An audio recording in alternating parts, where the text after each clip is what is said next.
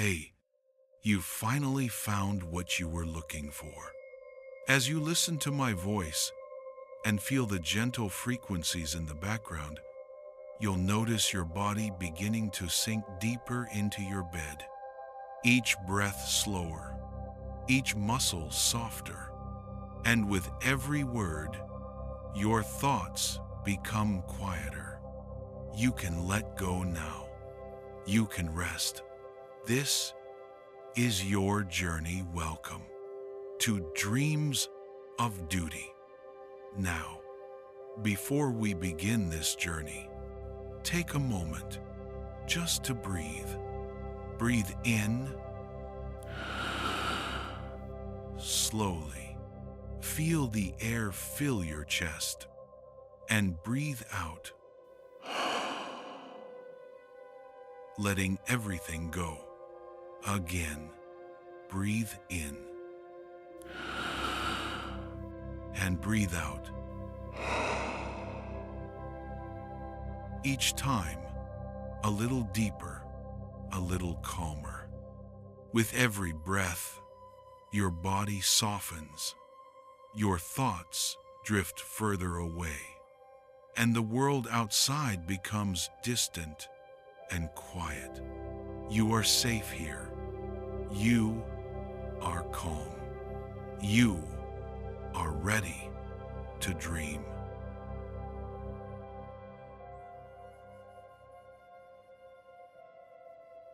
The year was 1861, and the United States of America, a nation born from revolution and the ideals of liberty, found itself teetering on the edge of disunion. The issues of slavery, states' rights, and economic disparity had festered for decades, and now, after years of heated debate and failed compromises, the nation had split in two. 11 southern states had seceded from the Union, forming the Confederate States of America, led by President Jefferson Davis. The Union, under President Abraham Lincoln, stood determined to preserve the nation, convinced that the dissolution of the United States would forever alter the ideals upon which it was founded. The first months of 1861 were tense with uncertainty. Fort Sumter, a federal fort in the harbor of Charleston, South Carolina, had become a symbol of the conflict to come. In April of that year, Confederate forces opened fire on the fort, signaling the official beginning of a war that would consume the lives of more than 600,000 Americans and scar the nation for generations. Soldiers on both sides were drawn from towns and farms, many having never held a rifle, yet driven by a sense of duty, honor, or fear. The early engagements were chaotic and brutal, revealing the depth of the country's division and the inadequacies of its armies. In the North, volunteers flooded recruitment offices, eager to defend the Union and end the blight of secession. Men from the streets of New York, Boston, and Philadelphia traded their suits for uniforms, their work boots for heavy leather shoes, and their pens for muskets and rifles. Officers, some experienced from prior military service, others chosen for political connections, attempted to train these raw recruits in the art of war.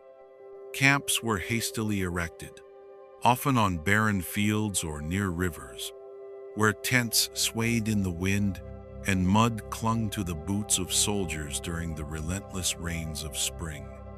Disease spread rapidly in these crowded encampments, claiming more lives than early skirmishes. Typhoid, dysentery, and measles moved silently among the men, while supply shortages and poor sanitation added to the suffering. In the South, the atmosphere was charged with a different kind of fervor. Men rallied to the Confederate cause, believing in their right to self-determination and the preservation of a way of life deeply tied to the institution of slavery. States' militias were quickly organized into regiments, and officers drilled their men in preparation for campaigns to protect their homes and defend the fledgling Confederacy. Southern towns, with streets lined by brick and wooden homes, bustled with activity as families prepared for war, sending sons and husbands to fight while the women managed farms, plantations, and households alone. Smoke from chimneys mingled with the dust kicked up by marching troops, and church bells tolled to mark departures, farewells, and funerals alike. The spring of 1861 saw the first major mobilizations. The Union organized the Army of the Potomac under Major General Irvin McDowell, while the Confederacy prepared the Army of the Potomac of the South under General P.G.T. Beauregard. Both sides were ill-prepared for the scale of combat they would soon encounter. Communications were slow, weapons were primitive by modern standards, and strategies were often experimental, influenced more by audacity than experience. Yet, amidst this chaos, the men and officers pressed on, driven by ideology, patriotism, or the simple fear of disgrace. By July of 1861, the armies clashed at a small town called Manassas, Virginia, in what would become known as the First Battle of Bull Run. The morning air was thick with fog and anticipation. Soldiers tramped along dirt roads, muskets in hand, drums beating a steady rhythm as the sunlight pierced the haze and glimmered off bayonets. Civilians from nearby towns arrived in carriages and on foot, eager to witness what many expected to be a short and decisive engagement. They brought picnics, flags, and umbrellas, believing that the war would be over before the day ended. The battle commenced with volleys of musket fire and the thunder of cannons. Smoke rose in thick clouds, obscuring vision and coating faces with soot and ash. Horses screamed as cavalry charges met the defenses of infantry, and officers shouted commands, some faltering under the chaos of combat. The inexperienced soldiers were struck by the shock of their first engagement. Men fell, some instantly, others writhing in pain, and cries of anguish and defiance echoed across the fields. Yet neither side could claim a decisive advantage, as lines advanced and retreated under the relentless onslaught. As the sun dipped low in the west, panic spread among the Union ranks. Retreat became inevitable, turning orderly withdrawals into chaotic flight. The sight of fleeing soldiers created a ripple of terror, spreading along the lines and into the surrounding hills. Confederate forces pursued, though in limited numbers, leaving behind a scene of devastation and confusion. The first major battle of the Civil War had concluded not with glory or triumph, but with the stark reality of the brutal conflict that lay ahead. The United States would not be restored quickly, and the road to unity would be paved with blood, suffering, and unimaginable sacrifice.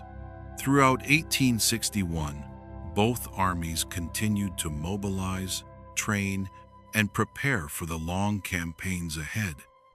Washington, D.C. was a city of anxious anticipation, fortified with new defenses and constantly under the threat of Confederate advancement. Richmond, Virginia, became the capital of the Confederacy, a hub of military planning and political strategy. Railroads, telegraphs, and riverways became lifelines for transporting men, weapons, and supplies, while the civilian population adapted to rationing, blackouts, and the omnipresent shadow of war. The soldiers themselves endured harsh conditions. Winters were bitterly cold, with snow covering the fields and frost biting fingers and toes. Summer brought sweltering heat, where men sweated beneath heavy wool uniforms. Mosquitoes and flies feasted on exposed skin, and water supplies were contaminated or scarce. Letters from home became treasures, read and reread under the dim light of campfires, bringing comfort and sorrow in equal measure. Comradeship was forged in these hardships, as men shared food, stories, and the terror of battle, forming bonds that would endure beyond the war itself.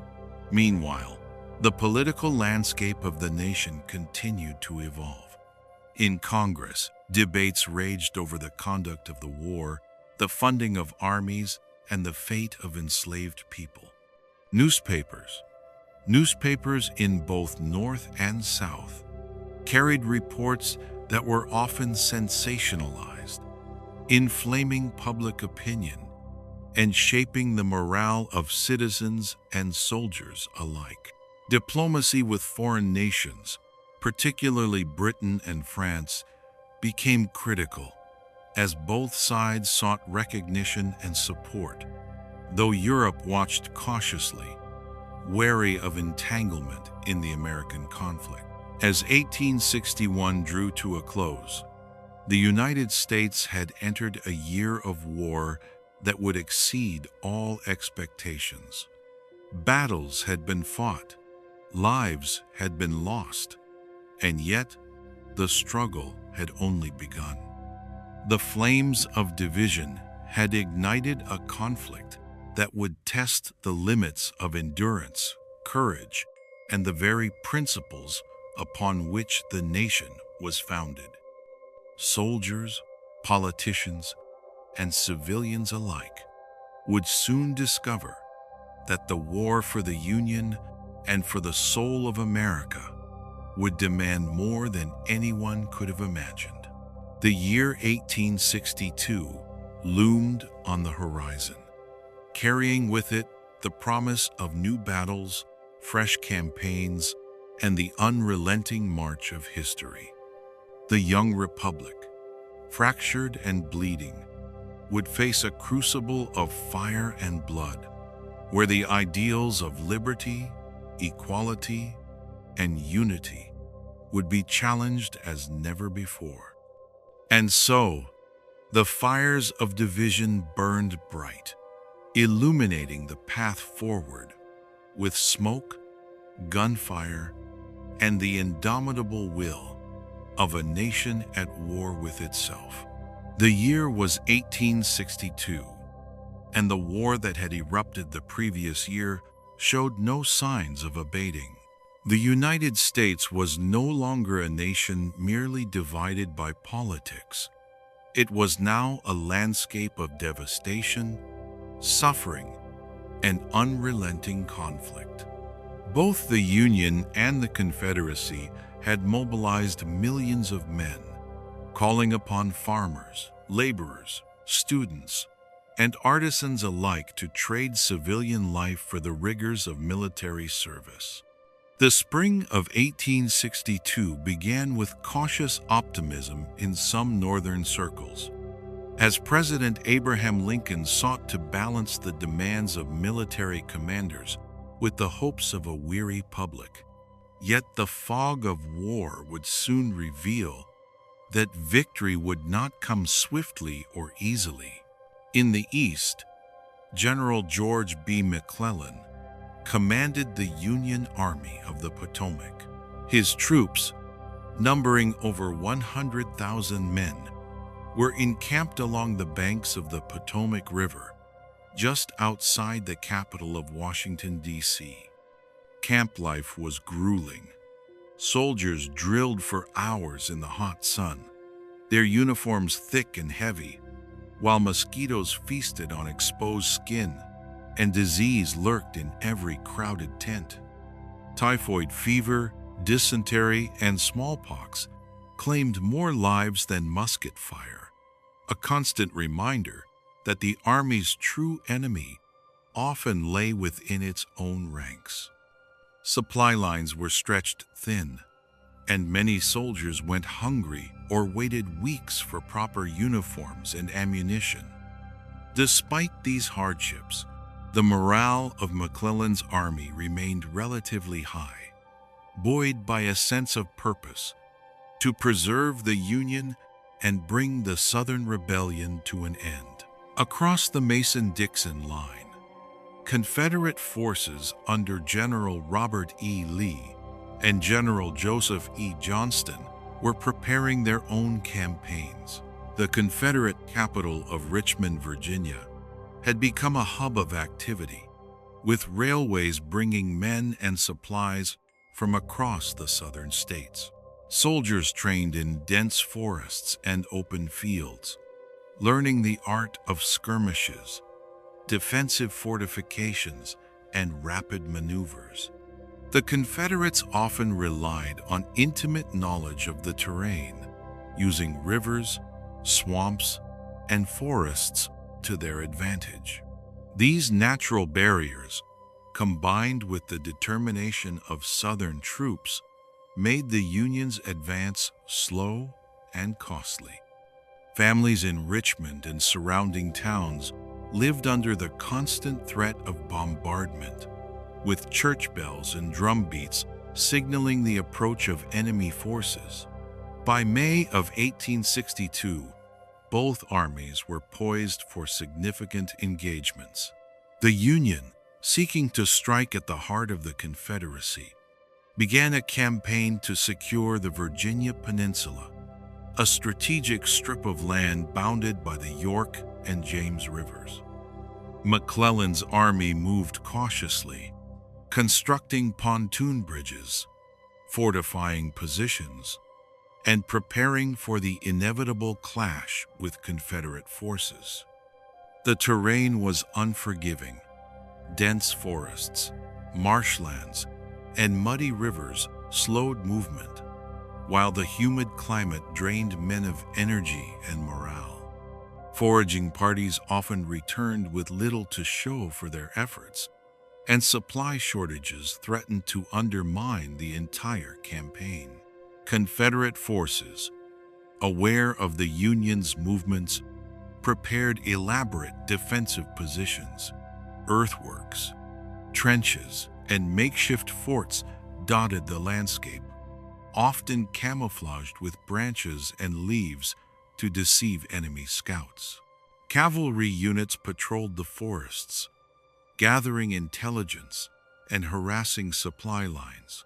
The men of the South were often locals, familiar with the land, and deeply committed to defending their homes, families, and way of life. Despite being outnumbered, their tenacity and tactical ingenuity made them formidable opponents, ensuring that any Union advance would be met with stiff resistance. The Battle of Seven Pines, fought in May of 1862, became an early test of wills. Union troops engaged Confederate defenders amidst rolling hills and thick forests. Cannons thundered, muskets cracked, and the air was thick with smoke, dust, and the cries of the wounded. Soldiers struggled through knee-deep mud, carrying rifles, ammunition, and wounded comrades. Horses screamed as artillery rounds exploded nearby, while officers shouted orders over the din of battle. Both sides suffered heavy casualties, and the outcome was inconclusive, revealing the grim reality that this war would be long, bloody, and unrelenting. Meanwhile, in the Western theater, Union Generals Ulysses S. Grant and Don Carlos Buell sought to gain control of the Mississippi River and its tributaries, a vital artery for transport and supply. Rivers became lifelines, and control of forts, ports, and towns along the waterways was fiercely contested. In April of 1862, Grant captured Fort Donelson in Tennessee, earning the nickname Unconditional Surrender for his uncompromising tactics. This victory provided a significant morale boost for the Union, yet it also signaled the beginning of a prolonged and bloody campaign in the western states, where guerrilla warfare, ambushes, and disease compounded the horrors of combat. Back in the East, the summer months of 1862 brought the Battle of Gaines' Mill and the 7 Days' Battles, where General Robert E. Lee, now commanding the Army of Northern Virginia, demonstrated his tactical brilliance. Using flanking maneuvers, surprise attacks, and intimate knowledge of the terrain, Lee forced McClellan's forces into a retreat, saving the Confederate capital of Richmond from capture. The Union troops, exhausted, demoralized, and disoriented, fell back to fortified positions along the James River, their hopes for a swift victory shattered. These battles underscored the deadly combination of leadership, strategy, and terrain, illustrating that numerical superiority alone could not guarantee success in this complex conflict. Throughout 1862, civilians on both sides endured the strains of war. Southern women managed farms and plantations, often with the labor of enslaved people or hired hands, while men fought on distant battlefields. In the North, families coped with rationing, inflation, and the anxiety of waiting for letters from soldiers engaged in far-off campaigns. Newspapers printed casualty lists, battle reports, and patriotic editorials, shaping public perception and morale. Photographers began documenting the war, capturing the harsh realities of combat, the suffering of the wounded, and the devastation of towns and countryside. These images, stark and unflinching, would bring the war into the homes of citizens like never before. As autumn approached, the issue of slavery increasingly became a central focus of the conflict. President Lincoln, guided by moral conviction and political necessity, began to contemplate measures that would redefine the purpose of the war. The Emancipation Proclamation, though still in draft, loomed as a potential instrument to weaken the Confederacy, bolster Union forces, and assert the moral high ground of the Northern cause. This shift, however, was contentious, drawing criticism from both military leaders concerned about loyalty and civilians wary of social upheaval.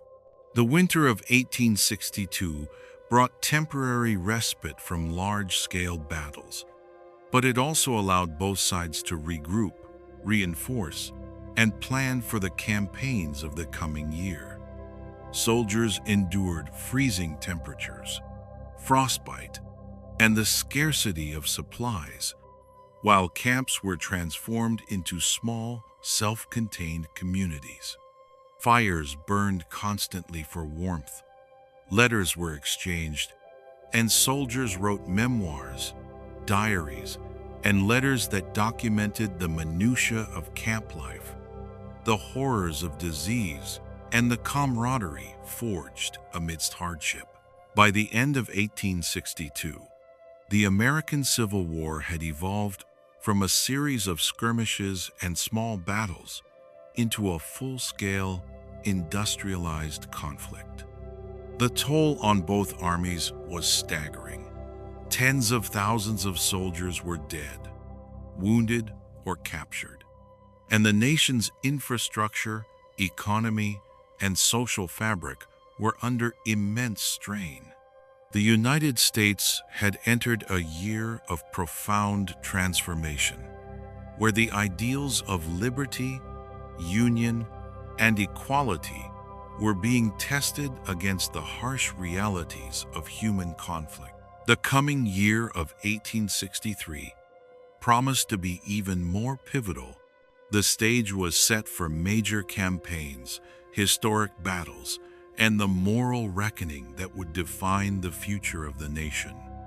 The soldiers, civilians, and leaders who had endured the trials of 1862 understood that the path forward would demand courage, sacrifice, and a relentless commitment to the principles upon which the United States was founded.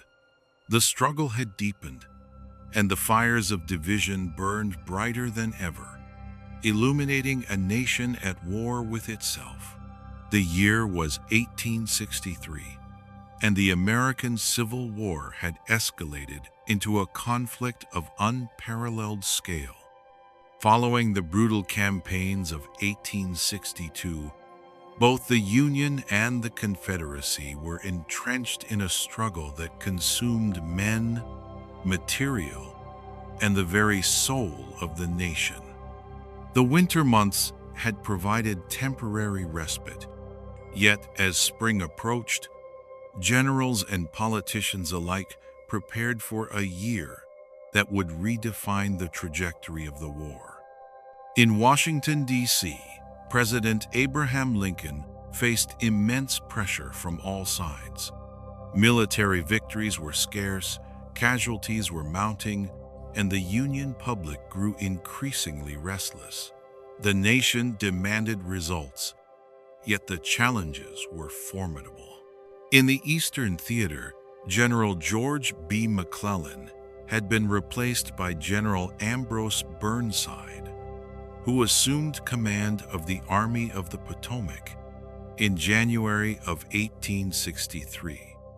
Burnside inherited a massive force, but one plagued by low morale and logistical challenges. Thousands of soldiers had yet to recover from the grueling campaigns of the previous year, while recruitment and training continued to be arduous processes. The Union Army remained poorly equipped in many areas.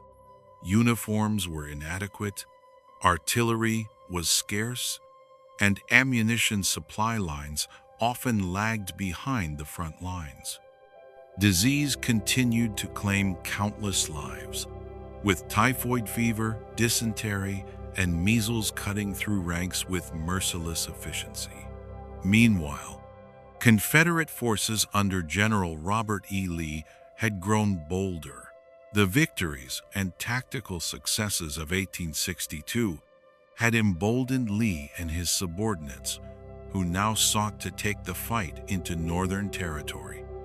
The aim was to pressure the Union politically, undermine morale, and secure recognition and support from European powers sympathetic to the Southern cause. Lee meticulously planned the campaign that would culminate in the Battle of Gettysburg, utilizing intelligence gathered by scouts, cavalry units, and local informants to understand the movements and weaknesses of Union forces. Spring of 1863 saw the Union Army undertake the offensive at Fredericksburg, Virginia, a campaign that would highlight the challenges of frontal assaults against entrenched positions. Burnside's troops advanced across open fields under relentless artillery and musket fire, encountering deeply fortified Confederate positions on Marye's Heights. The carnage was staggering. Thousands of Union soldiers fell, their bodies strewn across the frozen fields, while Confederate defenders, entrenched behind stone walls and earthworks, suffered significantly fewer casualties. The battle ended in a decisive Confederate victory, shattering Northern morale and intensifying criticism of Union leadership. Amid the chaos of battle, ordinary soldiers endured unimaginable suffering. Winter and early spring had already left them weakened. Now, under scorching sun and relentless enemy fire, exhaustion and fear became constant companions. Musket balls tore through ranks, artillery shells exploded in clouds of mud and smoke, and hand-to-hand combat in trenches left men maimed or dead. Officers struggled to maintain discipline and cohesion, often risking their lives to inspire their men.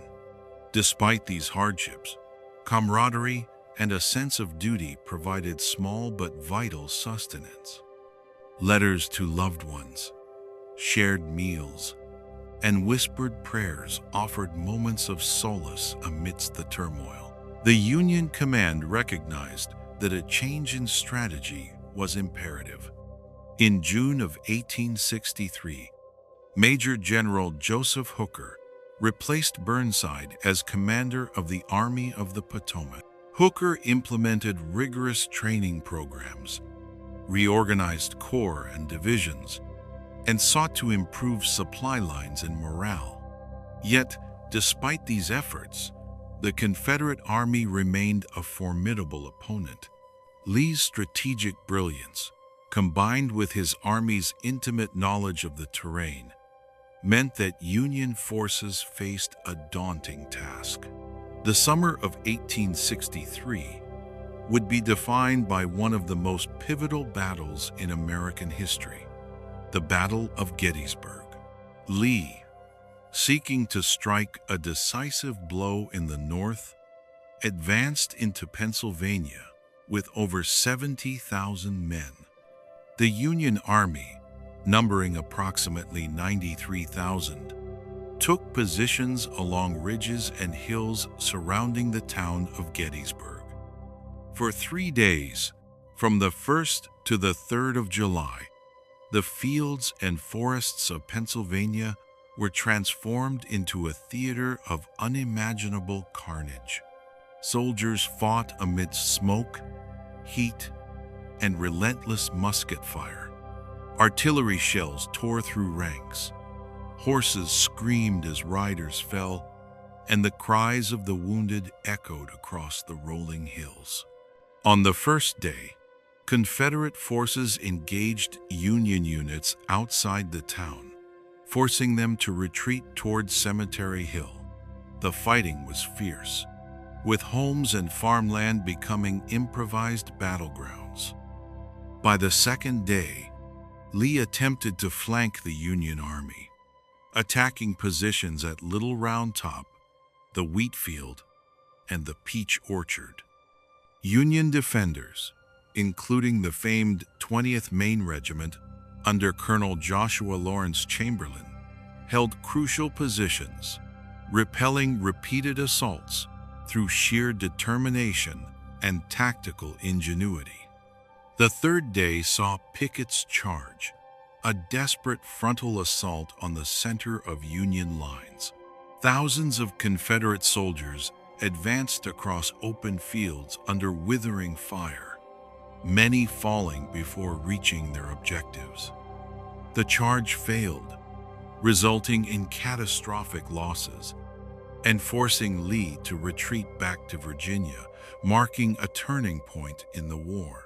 In the Western Theater, General Ulysses S. Grant continued to pursue control of the Mississippi River and its strategic fortifications. The Siege of Vicksburg, lasting from May through July of 1863, exemplified the brutal and methodical nature of Grant's campaigns. Union forces encircled the city, cutting off supplies and bombarding it relentlessly. Confederate defenders endured starvation, disease, and constant bombardment, their resolve tested to the extreme. On the 4th of July, Vicksburg finally surrendered, granting the Union control of the Mississippi River and splitting the Confederacy in two. This victory, coupled with the success at Gettysburg, provided the Union with a newfound strategic advantage and bolstered morale across the northern states. Meanwhile, President Abraham Lincoln recognized the need to redefine the purpose of the war. On the 1st of January, 1863, he issued the Emancipation Proclamation, declaring all enslaved persons in Confederate-held territory to be free. While its immediate practical effect was limited, the proclamation transformed the war into a moral crusade, aligning the Union's cause with the principles of liberty and human dignity. It also allowed for the recruitment of formerly enslaved men into the Union Army, creating new regiments of African American soldiers who would serve with valor and resilience in the battles to come. As the year progressed, the nation's social and political fabric was tested as never before. Families in the North and South endured loss, hunger, and fear. Towns and cities were frequently disrupted by the movement of armies, while newspapers and telegraphs relayed the grim realities of combat to civilians waiting anxiously for news. Photography, now more widely used, captured stark images of death, destruction, and the human cost of war. These images brought the front lines into homes, forcing citizens to confront the brutal truths of a conflict that had once seemed distant. By the end of 1863, the United States was irrevocably transformed. The victories at Gettysburg and Vicksburg marked a turning point, yet the cost had been staggering. Tens of thousands of soldiers lay dead or wounded, and the nation's economic, political, and social structures were strained to their limits. The war, once conceived as a struggle to preserve the Union, had evolved into a complex conflict of morality, strategy, and endurance. The stage was set for the campaigns of 1864, a year that would demand even greater sacrifice and courage from soldiers and civilians alike. The year was 1864, and the American Civil War had entered a new and devastating phase. Following the pivotal victories at Gettysburg and Vicksburg in 1863, the Union now sought to exploit its strategic advantages and bring the Confederacy to its knees. The Union Army had been reorganized under General Ulysses S. Grant, who was appointed Lieutenant General in March of 1864, placing him in overall command of all Union armies. Grant's strategy was one of relentless pressure, simultaneous offensives across multiple fronts, designed to prevent Confederate forces from regrouping, resupplying, or gaining political leverage. In the Eastern Theater, General George G. Meade remained in command of the Army of the Potomac, while Grant personally directed operations from a forward headquarters. The Overland Campaign, beginning in May of 1864, was intended to bring Robert E. Lee's Army of Northern Virginia into decisive engagement. Grant's forces advanced through dense forests, across rivers swollen with spring rains, and along roads churned to mud by artillery and supply wagons. Battles erupted at the Wilderness Spotsylvania Courthouse and Cold Harbor. In the wilderness, the dense undergrowth and tangled underbrush rendered conventional tactics nearly impossible. Soldiers fought at close quarters, musket fire mingling with the roar of artillery. Smoke from countless fires obscured visibility, and cries of wounded men echoed through the thickets. Thousands perished in chaotic, hand-to-hand combat, while officers struggled to maintain order and cohesion. The Battle of Spotsylvania Courthouse, lasting from May 12th to May 21st of 1864, epitomized the brutal attrition that characterized Grant's approach. Trenches, earthworks, and fortified positions turned the battlefield into a death trap. Union soldiers assaulted well-defended Confederate lines repeatedly, often at tremendous cost. The infamous Bloody Angle saw some of the most ferocious fighting of the war, with men locked in relentless combat for nearly 20 hours. Despite staggering casualties, Grant pressed on, refusing to retreat, understanding that continuous pressure would ultimately erode the Confederacy's ability to resist. Simultaneously, in the Western Theater, General William Tecumseh Sherman prepared for the campaign that would make him one of the most notorious figures of the war. After securing victory at the Battle of Atlanta in September of 1864, Sherman embarked on his infamous March to the Sea. His strategy was total war, the destruction of infrastructure, transportation networks, and resources essential to the Confederate war effort.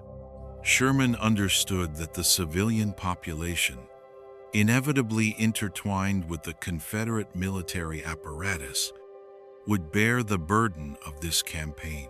Railways were torn up, bridges burned, crops destroyed, and livestock slaughtered. The aim was to cripple the South's ability to sustain armies and force the population to reconsider the costs of continued resistance.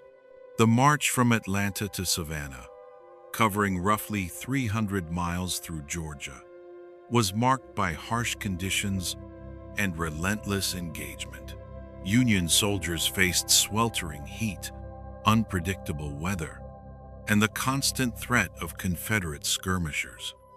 Civilians, caught between loyalty and survival, were forced to flee, often with little more than the clothes on their backs. The Union Army established depots and supply lines as it advanced, ensuring that its forces remained operational despite the destruction they left in their wake. Savannah was reached in December of 1864, and Sherman famously presented the city as a Christmas gift to President Abraham Lincoln.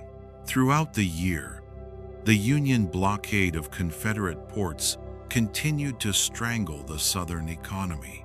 The Confederacy struggled to import weapons, medicine, and supplies, while inflation and shortages created widespread suffering.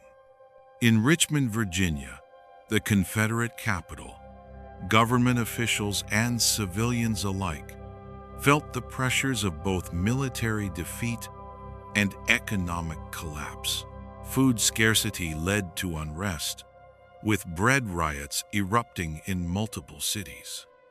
Morale among Confederate soldiers, once bolstered by early victories and home front support, began to waver as casualty lists grew and the war's end seemed increasingly uncertain. In the political arena, President Abraham Lincoln faced the dual challenge of managing the war and securing re-election in November of 1864. Despite public dissatisfaction with the prolonged conflict, Lincoln's leadership and the successes of Sherman and Grant strengthened his position. He ran on a platform advocating for the preservation of the Union and the continuation of the war until the Confederate States surrendered. The Democratic opponent, General George B. McClellan, campaigned on promises to negotiate peace with the Confederacy, a stance that resonated with war-weary citizens, but ultimately failed to secure sufficient support. Lincoln's re-election in November of 1864 was a decisive mandate, granting him the political authority to continue the war to its conclusion. On the battlefield, Union forces continued their relentless pursuit of Confederate armies. In the Shenandoah Valley, General Philip H. Sheridan implemented a scorched earth policy, destroying crops, barns, and mills to deprive Confederate forces of sustenance. Cavalry units swept through towns and villages, leaving a trail of devastation designed to disrupt logistics and undermine the will of the civilian population. This strategy, though controversial, proved effective in weakening Confederate resistance and hastening the collapse of Southern infrastructure. As 1864 drew to a close, both armies prepared for the campaigns of the following year. Lee's forces, though still formidable, were increasingly stretched thin, with supplies dwindling and men exhausted by continuous engagements. The Union Army, emboldened by the successes of Sherman and Grant, maintained the initiative. The war had transformed from a contest of strategic maneuvers to a total conflict, encompassing not only armies, but entire populations. The principles of total war, exemplified by Sherman's march, underscored the harsh realities of 19th century conflict. Victory required not only the defeat of enemy forces, but also the dismantling of the economic and social structures that sustained them. Civilian populations in both North and South endured unprecedented hardships. Families faced the loss of fathers, sons, and brothers. Towns were depopulated as refugees fled the fighting, while soldiers at the front lines struggled with inadequate rations, disease, and the ever-present threat of death. Newspapers, letters, and personal diaries chronicled the human cost of the conflict, revealing the profound psychological and emotional toll inflicted upon the nation. By the end of 1864, the stage was set for the final campaigns that would determine the fate of the Confederacy. The Union Army had gained strategic momentum, and political support for Lincoln ensured continuity of command and policy. Yet the coming months promised even greater challenges, as Lee and his generals prepared to defend the heart of the Confederacy, and Sherman readied his forces for the final march northward through the Carolinas. The war, which had begun as a struggle over the preservation of the Union, had evolved into a conflict that tested the limits of human endurance, courage, and resolve, shaping the course of American history for generations to come. The year was 1865, and the American Civil War had entered its final, decisive phase. By the spring of 1865, the Confederate Army of Northern Virginia, under General Robert E. Lee, faced a relentless Union offensive. General Ulysses S. Grant, commanding all Union forces, had meticulously planned simultaneous attacks along multiple fronts, designed to compress and overwhelm the Confederate armies. The Union forces, well supplied, battle-hardened, and numerous, pressed in from every direction, while Lee's army, though courageous and experienced, was exhausted, outnumbered, and increasingly deprived of essential resources. In March of 1865, Grant initiated the final offensives in the Petersburg and Richmond sectors. The Siege of Petersburg, which had begun in June of 1864, now approached its culmination. Union artillery pounded Confederate fortifications day and night. Trenches, once formidable defensive positions, were slowly rendered untenable by the continuous bombardment. Soldiers on both sides faced the hardships of trench warfare. Mud-soaked fortifications, contaminated water, vermin, disease, and the constant threat of artillery and sniper fire. Confederate troops were stretched thin, forced to defend an extensive network of entrenchments with dwindling numbers and supplies. Union infantry conducted coordinated assaults, systematically probing weaknesses in Confederate lines. At the same time, General Philip H.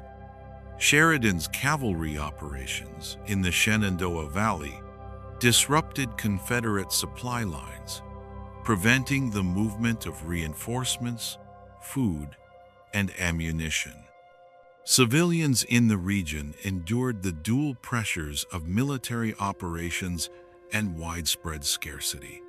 Farms were stripped bare, livestock driven off, and homes requisitioned for military purposes. Thousands of refugees fled to the north or to makeshift camps, seeking safety from both armies. By early April of 1865, the situation in Richmond had become desperate. Confederate President Jefferson Davis and his administration attempted to maintain government operations amid the chaos. The Confederate capital, once a bustling city of commerce and politics, now faced shortages of food, fuel, and medicine. Inflation had rendered the Confederate dollar nearly worthless. Citizens gathered in desperate queues, hoping for bread, water, or news from the front. Hospital wards overflowed with wounded soldiers and civilians, many succumbing to disease and malnutrition. On April 2nd of 1865, Lee's lines around Petersburg finally collapsed.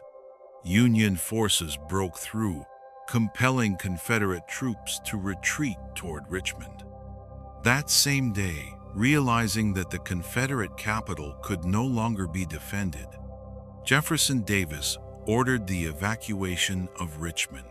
Government officials, military personnel, and civilians attempted to flee with as many valuables as they could carry. Fires were set to destroy munitions and supply depots, though uncontrolled flames soon spread, engulfing significant portions of the city. By April 3rd, Union forces entered Richmond to find a city partially in flames, its streets littered with debris, abandoned equipment, and the detritus of hurried evacuation. The sight of Richmond's burning skyline symbolized the inevitable collapse of the Confederacy. General Lee's retreat aimed to regroup his forces and potentially join Confederate armies further south, but Union forces, under Grant's strategic command, pursued relentlessly. Lee's men, already weakened by months of siege warfare, lacked adequate food, ammunition, and medical care. Desperation mounted as soldiers marched long distances, facing hostile terrain, inclement weather, and the constant threat of Union cavalry attacks. Morale, though bolstered by loyalty and courage, was steadily eroded by fatigue and the realization that the Confederate cause was nearing its end. The final confrontation occurred at Appomattox Courthouse in Virginia on April 9th of 1865. After days of maneuvering and encirclement by Grant's forces, Lee recognized the futility of continued resistance. Meeting with Grant in the modest home of Wilmer McLean, Lee formally surrendered the Army of Northern Virginia. Grant, mindful of the need for reconciliation and the avoidance of further bloodshed, offered generous terms. Confederate soldiers were allowed to return home with their horses and personal sidearms, and Union forces provided rations for the journey. The surrender at Appomattox did not mark the end of all hostilities, but it symbolized the collapse of the Confederate military effort and the inevitability of Union victory. Following Lee's surrender, other Confederate forces surrendered in rapid succession. General Joseph E. Johnston, commanding Confederate troops in the Carolinas, surrendered to General William Tecumseh Sherman in late April of 1865. Smaller Confederate armies across the Deep South laid down arms, effectively ending organized resistance. The Union, victorious but battered, faced the monumental task of reintegrating the Southern states into the Union, restoring civil order, and addressing the profound social and economic consequences of 4 years of devastating conflict. The human cost of the war was staggering. More than 600,000 soldiers from both sides had perished, along with untold numbers of civilians caught in the crossfire. Cities and towns across the South were devastated, infrastructure destroyed, and the economy in ruins. Freedmen, previously enslaved, faced an uncertain future amid the social and political upheavals of Reconstruction. The North, though victorious, grappled with its own losses, trauma, and the challenge of reuniting a divided nation. President Abraham Lincoln, mindful of the enormous task of reconstruction and reconciliation, sought to implement policies that would restore Southern states to the Union with minimal retribution. In his second inaugural address on March 4th of 1865, Lincoln emphasized forgiveness and the binding of national wounds, asserting that malice should not prevail and that the nation must heal. Tragically, Lincoln would not live to guide this process. On April 15th of 1865, just days after Lee's surrender, Lincoln was assassinated by John Wilkes Booth while attending Ford's Theater in Washington, D.C., plunging the nation into mourning and complicating the already difficult path toward reconciliation. The surrender at Appomattox and the subsequent fall of Richmond marked the culmination of the American Civil War. The Union had been preserved, slavery abolished, and the United States irrevocably transformed. Yet the war left scars that would endure for generations. Families broken by loss, communities devastated, and political tensions that would shape the country for decades. The courage, endurance, and sacrifices of soldiers and civilians alike became etched into the national memory, shaping the narrative of the American experience and the ongoing struggle to reconcile freedom, equality, and national unity. By the end of 1865, the United States faced the immense challenge of reconstruction, reconciliation, and renewal. The nation had survived a civil war that had tested the limits of its ideals, its institutions, and its people. The lessons of courage, resilience, and the devastating consequences of division would inform the country's future, guiding generations as they sought to build a united, just, and enduring republic from the ashes of one of the most devastating conflicts in human history. By the beginning of the year 1864, The American Civil War had entered a stage of total war, a conflict that had already claimed hundreds of thousands of lives and stretched the resources of both the Union and the Confederacy to their absolute limits. In the North, President Abraham Lincoln faced not only the logistical and military challenges of prosecuting a war across vast distances, but also the growing political pressure from factions within his own party. Radical Republicans demanded more aggressive action, including the immediate emancipation of enslaved people in all rebellious states, while conservative elements worried that any such measure would further inflame the southern states and prolong the conflict. Meanwhile, in the South, Jefferson Davis struggled to maintain cohesion among the Confederate states, whose leaders increasingly prioritized state sovereignty over national coordination. The military situation in early 1864 was complex and perilous for the Confederacy. Union General Ulysses S. Grant had been appointed as General-in-Chief of all Union armies in March 1864, and he immediately implemented a strategy of simultaneous offensives across multiple theaters to stretch Confederate forces thin. Grant's overland campaign, beginning in May 1864, sought to bring continuous pressure upon General Robert E. Lee's Army of Northern Virginia, forcing the Confederates into a war of attrition. The campaign, which included brutal engagements at the Wilderness, Spotsylvania Courthouse, and Cold Harbor, was marked by unprecedented bloodshed. Tens of thousands of soldiers were killed, wounded, or captured in battles that were as psychologically harrowing as they were physically destructive. The landscape of Virginia itself became a scarred wasteland, forests and fields ravaged by artillery fire, rivers choked with debris, and the cries of the wounded echoing across the plains.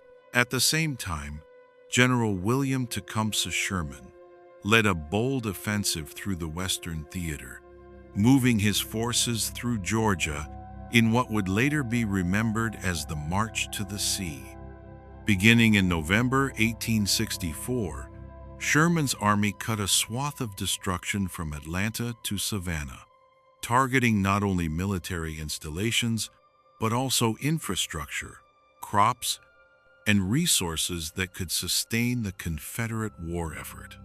Railroads were torn apart, plantations burned, and civilian property destroyed, leaving a trail of economic and social devastation in the South. Sherman's philosophy of total war aimed to break the will of the Southern populace, convincing them that continued resistance was futile and that the cost of the conflict was too great to bear. The civilian population in the South experienced the war in a way that was both immediate and long-lasting. Families were torn apart, as fathers, sons, and brothers were conscripted or volunteered to serve in the Confederate Army. Food shortages became rampant, as Union blockades and the destruction of farmland disrupted traditional supply chains. Inflation skyrocketed, and the Confederate currency lost much of its value. Enslaved people, sensing the weakening hold of the Confederacy, increasingly sought freedom by fleeing to Union lines whenever possible, providing vital labor and intelligence to the advancing Northern armies. Meanwhile, in the political arena, Lincoln faced the presidential election of 1864, with the nation still at war. Many questioned whether the Union could be preserved and whether Lincoln's policies were achieving tangible results. His opponent, former General George McClellan, campaigned on a platform that included negotiating a peace settlement with the Confederacy, appealing to war-weary citizens in both the North and the border states. Yet Lincoln's unwavering commitment to the Union and his evolving stance on emancipation resonated with voters, particularly as Sherman's victories in Georgia and Sheridan's successes in the Shenandoah Valley demonstrated the effectiveness of Union strategy. The election, held in November 1864, ultimately reaffirmed Lincoln's leadership, giving him a renewed mandate to continue prosecuting the war to its conclusion. The closing months of 1864 and the early part of 1865 saw the Union pressing its advantage relentlessly. General Philip Sheridan's campaigns in the Shenandoah Valley further weakened the Confederate ability to supply Lee's army, while Sherman's march through the Carolinas continued to devastate Southern resources. Confederate morale began to crumble as soldiers faced exhaustion, hunger, and mounting casualties. By February 1865, it became increasingly clear that the South could not sustain its military operations much longer. The cumulative effect of strategic Union offensives, coupled with the economic and social strain on the Confederate states, set the stage for the final campaigns of the Civil War. As the spring of 1865 arrived, the Union's superior industrial capacity, numerical advantage, and coordinated strategy left the Confederacy with dwindling options. In April 1865, the Confederate capital of Richmond fell to Union forces, and on the 9th of April, General Robert E. Lee surrendered his army at Appomattox Courthouse. The surrender marked the effective end of the Confederate resistance and brought the American Civil War to its conclusion, though scattered fighting would continue in isolated pockets for weeks. The nation, divided and scarred, now faced the immense challenge of Reconstruction, reconciliation, and the integration of millions of newly freed African Americans into a society long structured by slavery. The human cost of the war was staggering. More than 600,000 soldiers had died, and countless civilians had suffered displacement, deprivation, and loss. Cities and towns across the South lay in ruins. The economy had been decimated, and the social fabric torn. Yet, the resilience of the American people, combined with the commitment to preserving the Union and abolishing slavery, laid the foundation for a transformed nation. The lessons of 1864 and 1865 would resonate for generations, a testament to the profound struggle, sacrifice, and determination that had defined the American Civil War. With the surrender of General Robert E. Lee at Appomattox Courthouse on the 9th of April, 1865, the American Civil War had officially come to a close. But the nation faced a far more complicated challenge: the task of Reconstruction. The Union, victorious yet exhausted, was left to rebuild not only the devastated Southern economy, but also the fractured social and political fabric of the entire nation. Millions of formerly enslaved African Americans were now legally free, yet the question of how to integrate them into American society and protect their civil rights remained unresolved and contentious. The period from 1865 to 1870 would be marked by both monumental progress and enduring conflict, a period in which the ideals of liberty and equality were tested against the realities of entrenched social structures, regional animosities, and political maneuvering.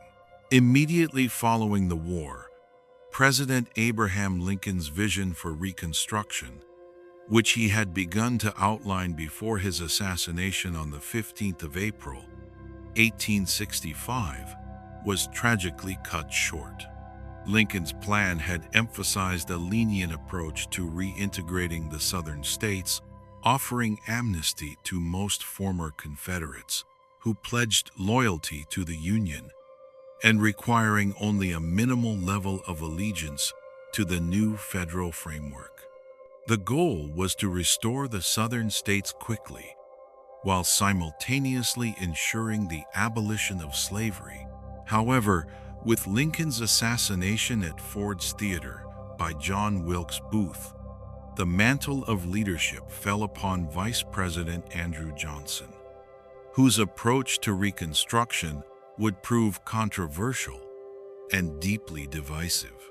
Johnson, a Southern Democrat from Tennessee who had remained loyal to the Union during the war, favored a rapid restoration of the Confederate states with relatively few conditions.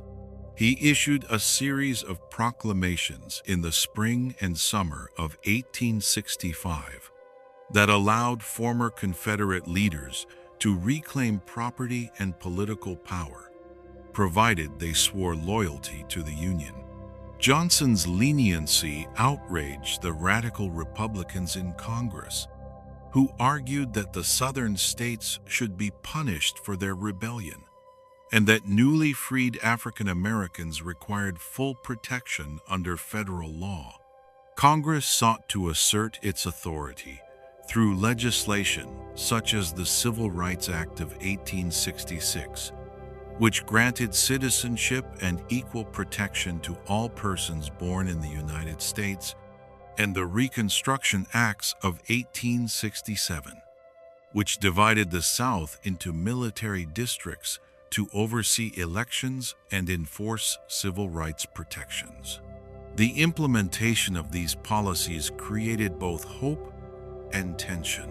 Freed people across the South sought to exercise their new rights, voting in elections, forming schools, and establishing communities. The Freedmen's Bureau, established in March 1865, provided crucial assistance in education, healthcare, and legal advocacy, helping millions of African Americans transition from enslavement to freedom. Yet, progress was met with fierce resistance. White supremacist groups, such as the Ku Klux Klan, emerged, employing intimidation, violence, and murder to suppress African American political participation and restore the pre-war social hierarchy. This climate of terror and unrest defined much of the Reconstruction era, illustrating the deep-seated opposition to equality and the immense challenges facing the federal government. Economically, the South faced devastation on a scale unmatched in its history. Plantations and farms lay in ruins. Railroads and infrastructure had been destroyed, and many cities, including Atlanta, Richmond, and Charleston, were in shambles. The labor system, previously reliant on enslaved workers, had to be fundamentally restructured. Sharecropping and tenant farming emerged as dominant forms of agricultural labor, providing freed people with a measure of autonomy, but also often trapping them in cycles of debt and dependence on white landowners. Industrial development was slow, and widespread poverty and malnutrition persisted throughout the region. In contrast, the North, though having suffered losses of life and economic disruption, emerged relatively unscathed and continued to industrialize rapidly, consolidating its position as the nation's economic powerhouse. Politically, Reconstruction saw unprecedented participation by African Americans who were elected to local, state, and federal offices. The election of Hiram Revels as the first African American senator in 1869 symbolized a new era of possibility, while countless African Americans served in state legislatures across the South. These gains, however, were precarious, dependent on continued federal oversight and the presence of Union troops to enforce civil rights protections. Tensions between President Johnson and Congress culminated in his impeachment in 1868, when he was charged with violating the Tenure of Office Act by attempting to remove Secretary of War Edwin M. Stanton without Senate approval. Johnson was acquitted in the Senate by a single vote, allowing him to remain in office, but his political influence was severely diminished, effectively ceding control of Reconstruction to the radical Republicans. Amidst these political struggles, the social landscape of the South was transforming. African American communities built churches, schools, and civic organizations that became centers of cultural and political life. Literacy rates improved, and formerly enslaved individuals sought to reconnect with family members separated by the institution of slavery. Yet, the persistence of racism and violence limited the realization of full equality. White Southerners employed discriminatory laws, violence, and economic coercion to maintain dominance, laying the groundwork for the Jim Crow era that would endure for decades to come. Internationally, the United States faced scrutiny for its ability to uphold the promises of freedom and democracy in the aftermath of a civil war fought over slavery. European observers watched closely as the nation navigated the challenges of reintegration, civil rights, and economic recovery. The success or failure of Reconstruction would have implications not only for domestic governance, but also for the country's moral and political standing in the world. By the end of 1870, Reconstruction had achieved notable milestones: the abolition of slavery, the extension of citizenship and voting rights to African Americans, the temporary political empowerment of formerly enslaved populations, and the re-entry of the Southern states into the Union. Yet, it was also clear that these achievements were fragile. The withdrawal of federal troops and the resurgence of white supremacist power would soon curtail many of the gains made during this period. The Reconstruction era demonstrated both the potential and limitations of American democracy, highlighting the profound struggle for equality, justice, and national unity in a country emerging from the devastation of civil war. As the nation emerged from the tumultuous Reconstruction period in 1870, the United States began to experience rapid transformation in its economic, social, and political structures. The decades following the Civil War were marked by unprecedented industrial growth, urbanization, and technological innovation. These years, stretching from 1870 to 1900, witnessed the birth of what would come to be known as the Gilded Age, a period characterized by both enormous wealth and deep social inequality. As the nation grappled with the consequences of rapid modernization and the lingering scars of civil conflict. Industrially, the nation underwent a remarkable shift from an agrarian economy to one dominated by manufacturing and mechanized production. Railroads expanded exponentially, connecting previously isolated regions, facilitating commerce, and fostering the development of national markets. By the 1880s, the transcontinental railroad network allowed goods, people, and ideas to move across vast distances with unprecedented speed. Cities like Chicago, New York, and Pittsburgh became industrial hubs, drawing millions of immigrants and rural Americans into urban centers in search of employment. Steel production surged, fueled by innovations such as the Bessemer process, while coal, oil, and iron industries thrived, laying the foundation for the United States to become a global economic power by the turn of the century. The rise of industrial capitalism brought both prosperity and profound social challenges. Entrepreneurs such as John D. Rockefeller, Andrew Carnegie, and J.P. Morgan amassed vast fortunes, creating corporate empires that dominated entire sectors of the economy. While their wealth and philanthropy symbolized the possibilities of the American dream, laborers often endured harsh conditions, long hours, and minimal wages.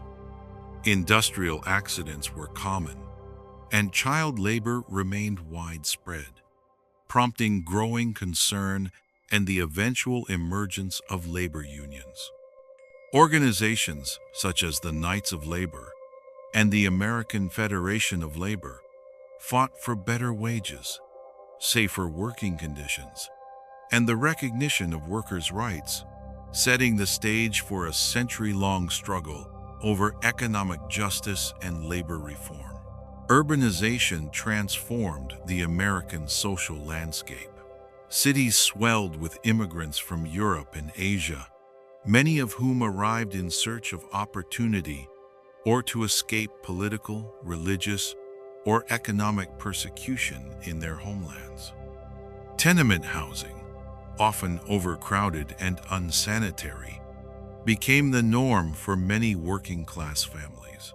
Public health crises, including outbreaks of cholera and tuberculosis, underscored the need for municipal reform and infrastructure development.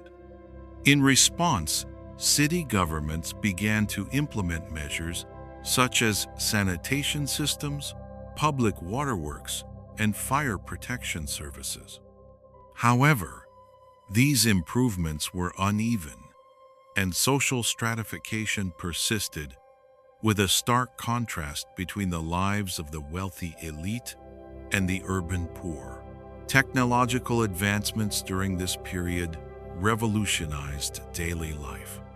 The invention and proliferation of electricity, the telephone, and the telegraph transformed communication and industry. Innovations in transportation, including the expansion of streetcars, subways, and automobiles, reshaped cities and facilitated suburban growth. These developments not only enhanced productivity, but also altered social dynamics, allowing people greater mobility and access to information, markets, and cultural institutions. Newspapers and magazines flourished, providing an unprecedented reach for news, entertainment, and political discourse, while photography and early motion pictures captured the imagination of the public. Politically, the post-Reconstruction period was characterized by a combination of corruption, reform, and the struggle for civil rights. Political machines, such as New York's Tammany Hall, wielded considerable influence through patronage and control of municipal offices, often engaging in practices that enriched a few at the expense of the many. At the same time, reform movements emerged, seeking to combat corruption and address social inequities. The passage of civil service reforms, beginning with the Pendleton Act of 1871, attempted to reduce political patronage and establish merit-based government employment. Though progress was gradual and uneven, the question of civil rights remained unresolved. While the Reconstruction Amendments, the 13th, 14th, and 15th, had legally abolished slavery and granted citizenship and voting rights to African Americans, the reality of racial equality remained elusive. Southern states implemented Jim Crow laws, disenfranchising black citizens through poll taxes, literacy tests, and other discriminatory practices. Violence and intimidation, including lynching and racial terror, were used to enforce segregation and maintain white supremacy. African American communities sought to resist these oppressive measures through education, self-help organizations, and the establishment of churches and civic groups that provided social support and a foundation for future civil rights activism. Education and social reform became increasingly central to American life during these years. The expansion of public schooling, the founding of land-grant universities, and the growth of vocational training reflected a national commitment to developing human capital in an industrializing society. Social reformers, including Jane Addams and Lillian Wald, addressed the challenges of urban poverty, immigrant assimilation, and child welfare through initiatives such as settlement houses and public health programs. These efforts not only alleviated immediate suffering, but also laid the groundwork for the progressive era reforms that would follow in the early 20th century. Immigration reshaped the cultural and demographic composition of the United States. Millions of individuals arrived from countries including Ireland, Germany, Italy, Poland, and China, contributing to the labor force and enriching the nation's cultural tapestry. Immigrant communities often faced discrimination and harsh living conditions, yet they preserved traditions, languages, and religious practices that would influence American society profoundly.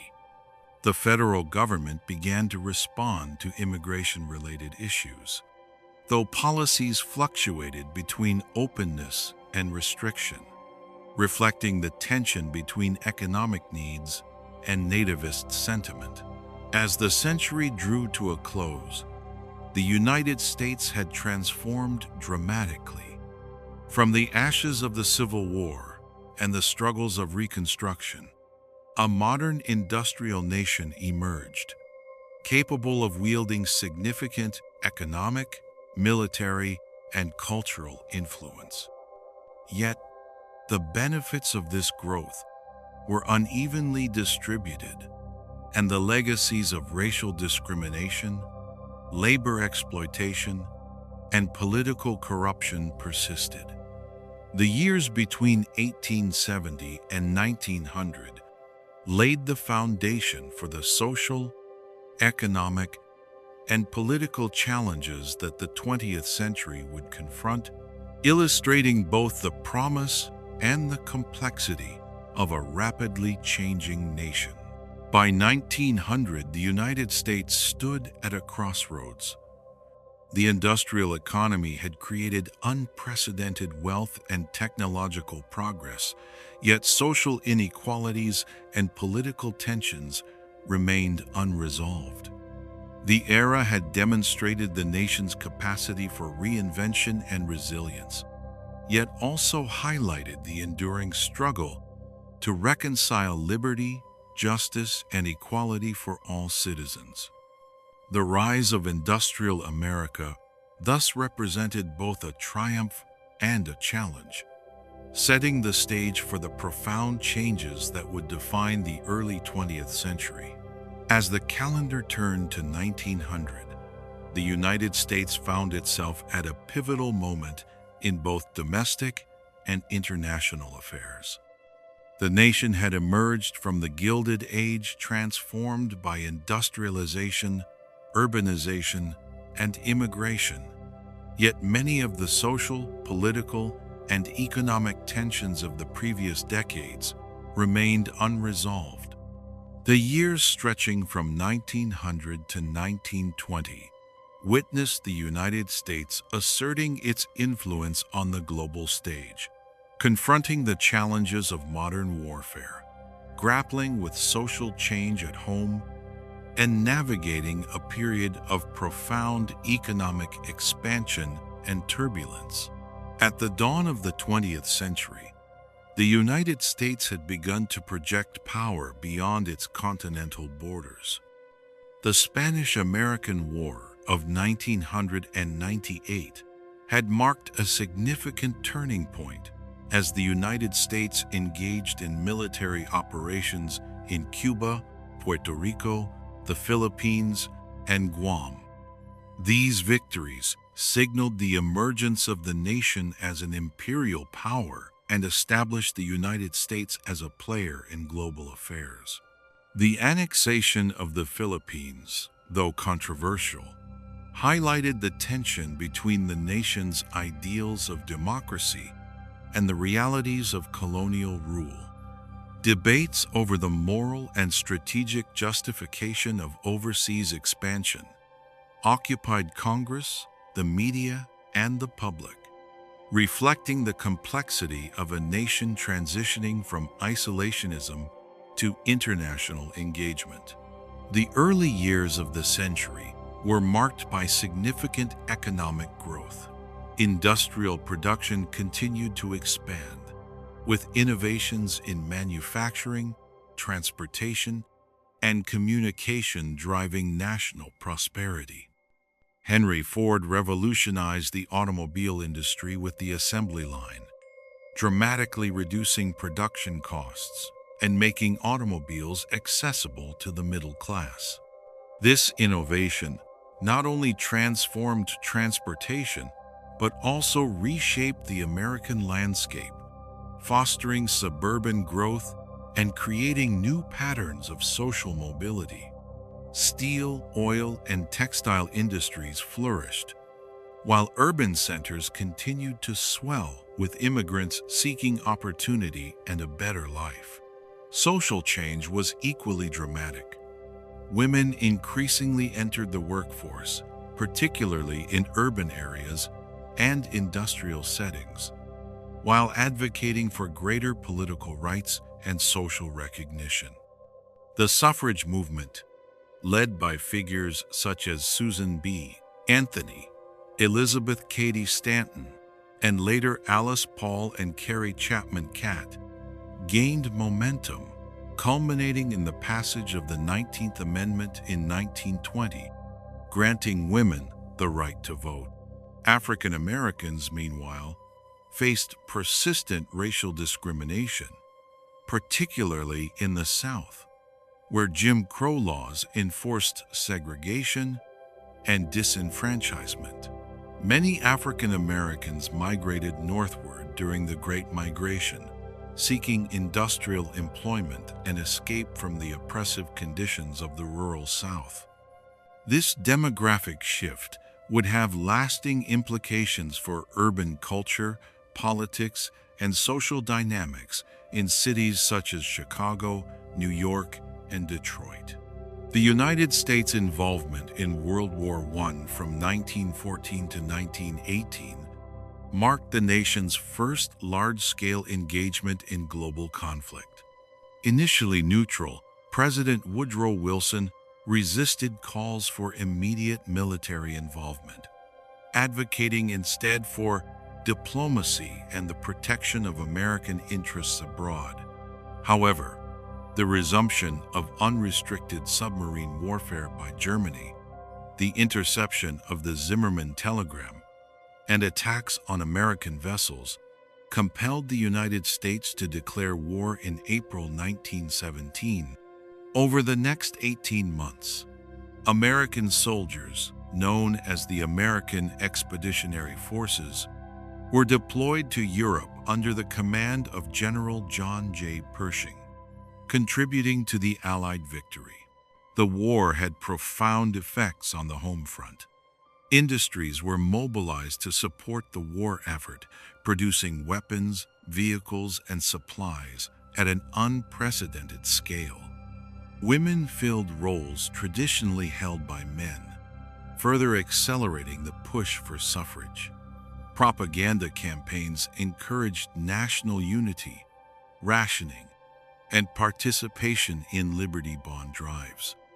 However, civil liberties were sometimes curtailed in the name of national security, as seen in the Espionage Act of 1917 and the Sedition Act of 1918, which limited free speech and targeted dissenters. Following the armistice on November 11, 1918, the nation faced the challenge of reintegration and adjustment. Returning soldiers sought employment, education, and recognition for their service, while industries shifted back from wartime to peacetime production. The influenza pandemic of 1918 to 1919 further strained public health systems and claimed hundreds of thousands of American lives. Economically, the post-war period saw both a short recession and an ensuing boom as consumer demand surged, fueled by new technologies, mass production, and an expanding middle class. The Treaty of Versailles in 1919, which formally ended World War I, placed the United States in a complex position. President Wilson advocated for the League of Nations, envisioning a framework for global cooperation and the prevention of future conflicts. However, domestic politics and opposition in the Senate led to the United States rejecting full participation, reflecting a tension between international ambition and domestic caution. This decision would have lasting consequences for American foreign policy throughout the 20th century. Social tensions during this era were heightened by the rapid pace of change. Labor unrest became increasingly common, with strikes and protests highlighting demands for better wages, working conditions, and recognition of unions.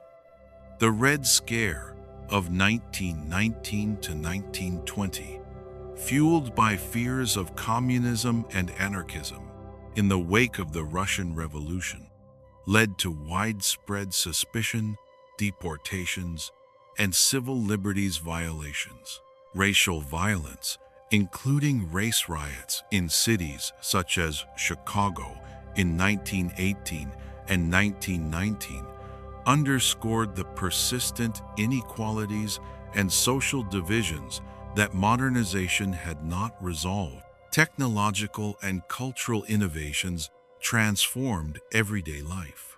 The spread of electricity, telephones, automobiles, and motion pictures altered how Americans worked, traveled, and entertained themselves. Newspapers, magazines, and radio began to shape public opinion, culture, and political discourse on an unprecedented scale. Cities became vibrant centers of commerce, entertainment, and education, attracting populations from both rural areas and abroad. By 1920, the United States had emerged as a nation fully engaged in the modern world. Industrial might, urban growth, technological innovation, and international influence positioned the country as a global power. Yet challenges remained. Social inequities, racial tensions, labor unrest, and political divisions highlighted the complexities of this new era. The years from 1900 to 1920 had demonstrated both the promise and the perils of rapid modernization, setting the stage for the economic, social, and political developments that would define the Roaring Twenties and beyond. In sum, the first 2 decades of the 20th century solidified America's transition from a largely agrarian society to an industrialized, globally engaged nation. The period was marked by both remarkable achievements and profound challenges as the nation navigated the opportunities and consequences of its newfound power. By 1920, the United States was poised to enter a new era of cultural, economic, and political transformation, with lessons from the past informing the choices and struggles of the future. The year 1920 marked the official beginning of a new decade, a decade that would come to be known as the Roaring Twenties. The United States, having emerged from the trials of World War I and the subsequent influenza pandemic, was eager to embrace prosperity, cultural innovation, and social transformation. The post-war era brought unprecedented economic growth, technological advancement, and a dynamic shift in the social fabric as Americans sought to redefine both their personal lives and the nation's identity in a rapidly changing world. The economic expansion of the early 1920s was fueled by a combination of industrial innovation, increased consumer demand, and financial optimism. The automobile industry, led by Henry Ford, and the proliferation of assembly line production, not only revolutionized transportation, but also stimulated related sectors, including steel, glass, rubber, and oil. By the middle of the decade, millions of Americans owned automobiles, creating suburban growth, expanding road networks, and altering patterns of commerce and leisure. Cities like Detroit, Chicago, and Los Angeles experienced explosive growth, with new infrastructure, skyscrapers, and entertainment districts emerging to meet the needs of a booming urban population. Alongside material prosperity came cultural transformation. The decade witnessed the emergence of jazz as a defining American art form, with cities such as New Orleans, Chicago, and New York serving as vibrant hubs for musicians, dancers, and audiences eager for innovation. The Harlem Renaissance, beginning in the early 1920s, highlighted the intellectual, artistic, and cultural contributions of African Americans, challenging prevailing racial stereotypes and providing a platform for voices that had long been marginalized. Writers, poets, and performers including Langston Hughes, Zora Neale Hurston, and Duke Ellington flourished, blending tradition and modernity to reshape American culture. The role of women in society also underwent dramatic change during this decade. The passage of the 19th Amendment in 1920, granting women the right to vote, represented a formal acknowledgement of women's political agency. Socially and economically, women increasingly entered the workforce, particularly in offices, retail, and education, while also embracing new cultural norms. The figure of the flapper, young women who challenged traditional gender roles through fashion, behavior, and social activity, symbolized a broader liberation in attitudes toward sexuality, independence, and public presence. While not universal, this transformation reflected significant progress in women's visibility and influence within American society. Prohibition, enacted through the 18th Amendment in 1920 and enforced by the Volstead Act, dramatically reshaped American social life. Intended to reduce crime, moral decay, and alcohol consumption, prohibition instead gave rise to speakeasies, organized crime syndicates, and widespread illicit trade. Figures such as Al Capone became infamous symbols of the era's lawlessness, while the federal government struggled to enforce the ban effectively. Despite the original moral intentions, prohibition underscored the limits of legal intervention in social behavior, highlighting the tensions between law, culture, and personal freedom. Technological innovation continued to transform daily life. Radio, first commercially broadcast in 1921, quickly became a household medium, connecting Americans across the nation with news, music, and entertainment. Motion pictures grew into a dominant cultural force, with Hollywood emerging as the global center of cinema. Technological advances in household appliances, including electric refrigerators, washing machines, and vacuum cleaners, reshaped domestic life, easing labor for many women and redefining the home as a space of both comfort and efficiency. However, the Roaring Twenties were not without tension and contradiction. While cities thrived, rural areas often faced stagnation, as agricultural prices fell and small farmers struggled under debt and unfavorable market conditions.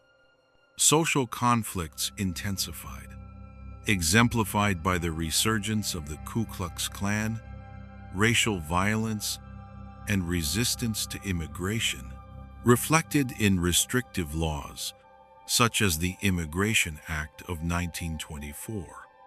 Labor unrest also persisted, as unions fought for recognition, wages, and improved conditions in industries dominated by rapid mechanization and corporate consolidation. Politically, the decade was characterized by conservatism and a focus on business-friendly policies. Presidents Warren G. Harding, Calvin Coolidge, and Herbert Hoover emphasized limited government intervention in the economy, tax cuts, and the promotion of private enterprise. Harding's administration was marred by scandal, including the Teapot Dome affair, revealing corruption at the highest levels. Yet the broader economic policies of the Republican administrations fueled growth and optimism.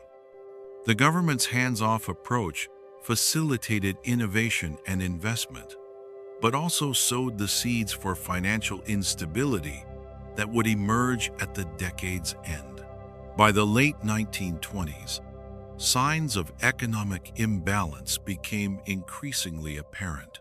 Stock market speculation intensified, fueled by easy credit, margin buying, and widespread optimism about perpetual growth. While consumer goods, automobiles, and housing expanded, income inequality remained significant, and many workers did not share in the decade's prosperity. Farmers, industrial laborers, and marginalized communities often faced persistent economic insecurity. Despite outward appearances of wealth and excitement, underlying vulnerabilities threatened the stability of the national economy. The stock market crash of October 1929 marked the abrupt end of the Roaring Twenties.